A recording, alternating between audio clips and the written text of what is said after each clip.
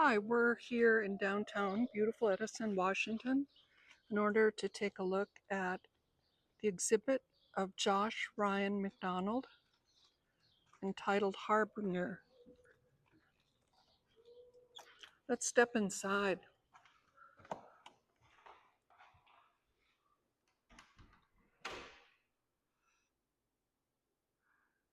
This is Josh's second exhibit with us.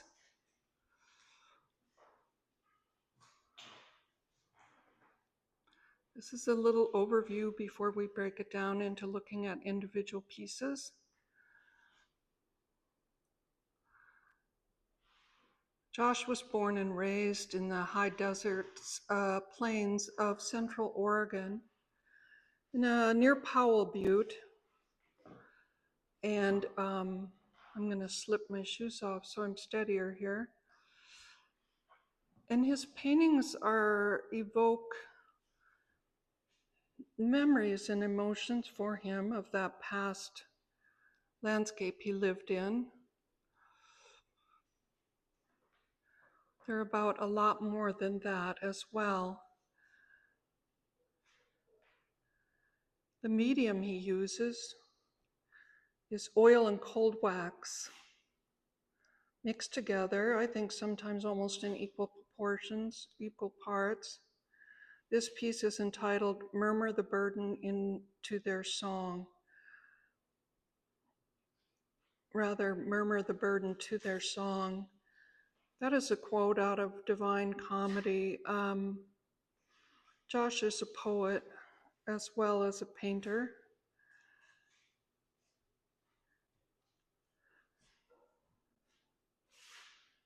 We're going to talk about how he uses this medium. It's built up and it could be on either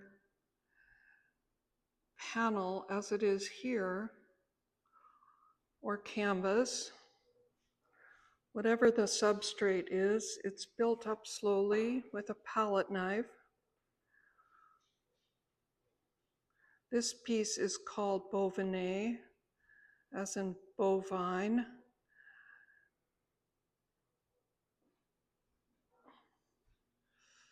There's a lot of beautiful striations going on in these colors.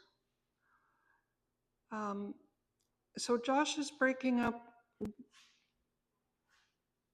the planes into these quadrants, cubicles.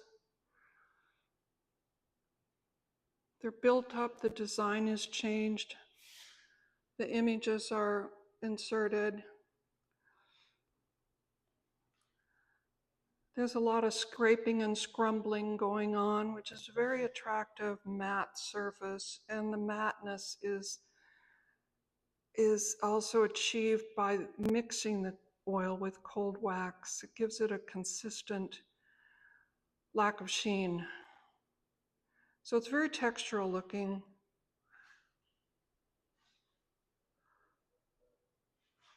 Eventually he drags a comb through these pieces, causing that furrowed or ridged look, kind of corrugated finish. And it also makes a nice disruption of those clean edges, giving a way more interesting surface and visual snapshot of what we're seeing here. This is called Shapeshifters 2.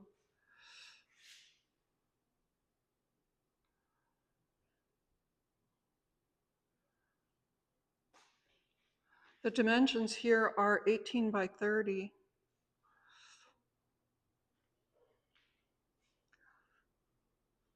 Another one on canvas. This is called Double Nightmares, 24 by 24 inches. The palette is limited when we're into the adding of color. It's often a teal or sage, possibly an Indian red or sometimes called a brick red, evocative of, I think, the soils there in that area where he grew up. Sage is a common plant. The horse animals you see in that area. They also give me a very ancient feeling with that type of arch that we're seeing that sometimes appears to be almost like Moroccan or um, cave-like. This is a beauty called Divinish Comedy.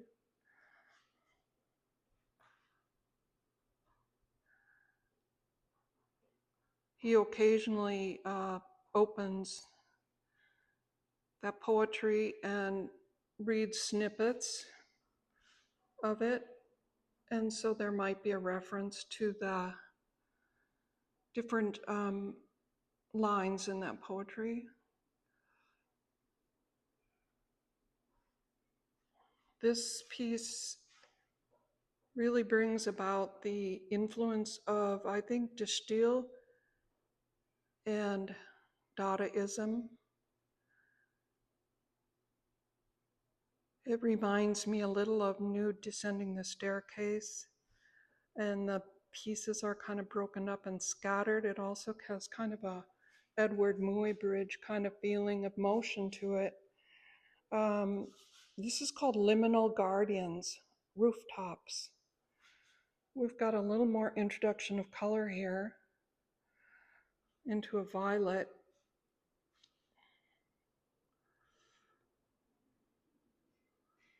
Again, this one's on canvas, and it's 24 by 24. The patterning, these motif shapes that are reoccurring, perhaps from the sage plant.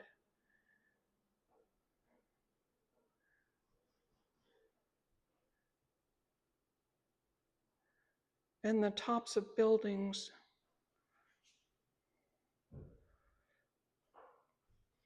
This piece is called Silhouetted Street and Old House. I could be mistaken, but this may be an urban piece, mainly because there's a street and a house, and an old house, and maybe not in the middle of the desert.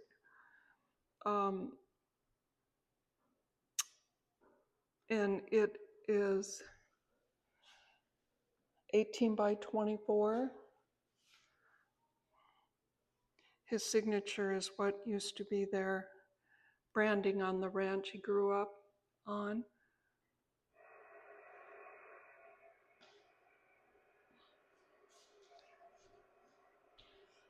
Triple rampant lion.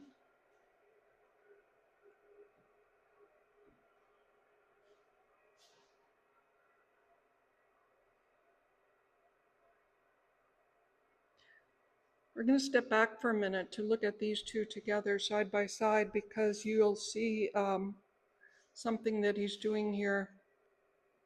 The upper right quadrant of these two are similar shapes. Often the colored painting has a black and white painting that's almost like a negative rearranged of that piece. So you'll see on the left what looks like almost like cat ears or animal ears. And that is taken on the right as a black and white silhouette. And the different shapes are played with in black and white on the piece that comes later. And all these black and white pieces have a kind of like a parent piece. Hearts of Kith and Kin, also gorgeous painting. This is 18 by 30 inches. No, it's longer, 36 inches.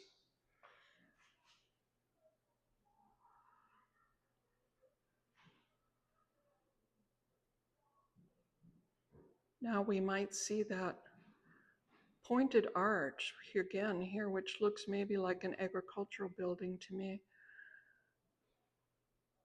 as a motif.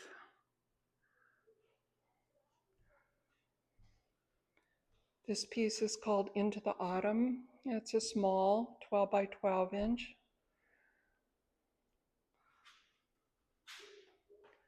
And then we've got Fawn at Dawn, also 12 by 12, and that's oil. That's on canvas. They're both on canvas. Around the corner here, bear with me, I'm going to move around. We've got shapeshifters. 1.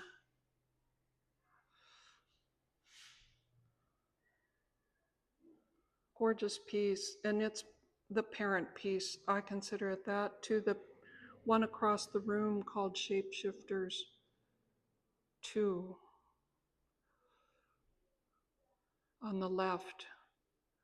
You can see almost like the profile of a bird, and the same here.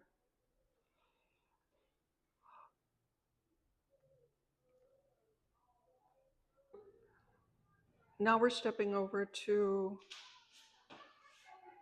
a piece that's called Lemon Scented Polish. Also a very kind of nostalgic title. Josh considers these landscapes, and they feel like landscapes to me, both internal and external landscapes, memory landscapes. This is a beautiful surface. There's been some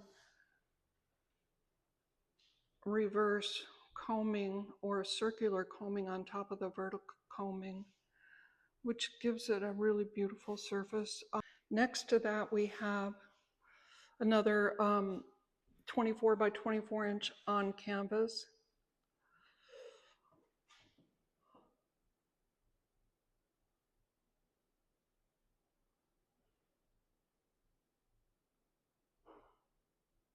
It's very much a grid for this piece. His understanding of these shapes and what is complex to me. The mixing of the negatives, the playing around with the motifs, but it makes for a really simple, beautiful, it's got a lot of beautiful movement in each one of them. They're not static, even when they have a strong grid. This is called Sage Leaves in an Aqueduct.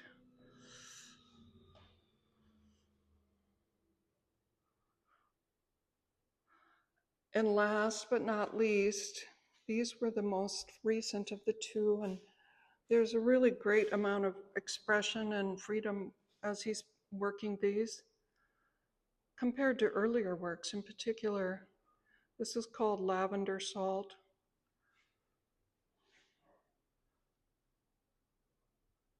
The blacks are beautiful, rich.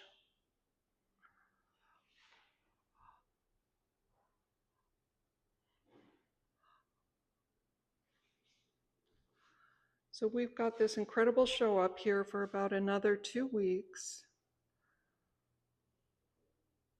And we've had a gorgeous summer up here in the Skagit Valley, and hope you get a chance to come up and see it. Thank you very much.